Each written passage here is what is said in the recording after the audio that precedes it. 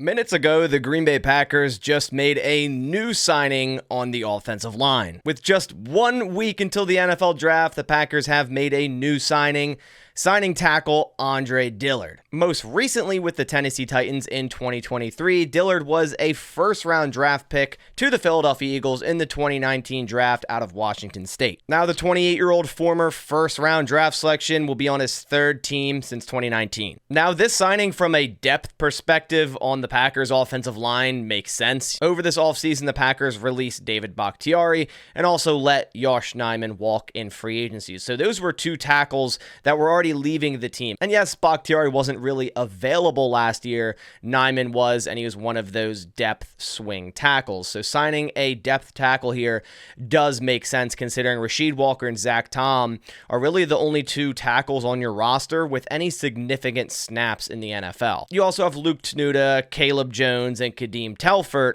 but none of which have any significant snaps. And I know the Packers really like Luke Tenuta and Caleb Jones, but getting a depth guy that started the most games in his career last season for the Tennessee Titans, although he wasn't great, which we'll get into here, just makes sense for the Packers. And I don't think this changes up their draft by any means. Obviously, with the story coming out over last week that they view Zach Tom as a Hall of Fame center, yeah, sure.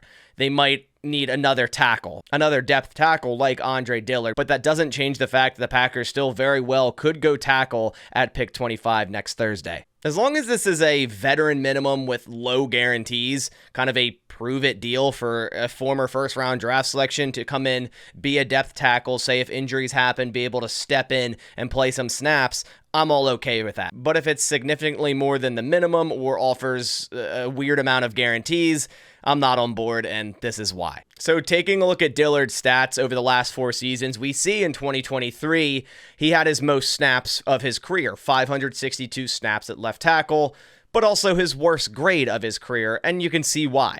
Andre Dillard allowed 12 sacks, and that's in 12 games. He had the most sacks allowed as an offensive tackle in only 12 games, including 41 total pressures, a pass block efficiency of 91.3, and 5 penalties. We can see his first 2 years in the NFL, he allowed 4 sacks his rookie season with 276 snaps at left tackle. He allowed 1 sack the season after that, 337 snaps at left tackle. Then in 2022, only played 58 total snaps, so pretty much didn't play at all in 2022.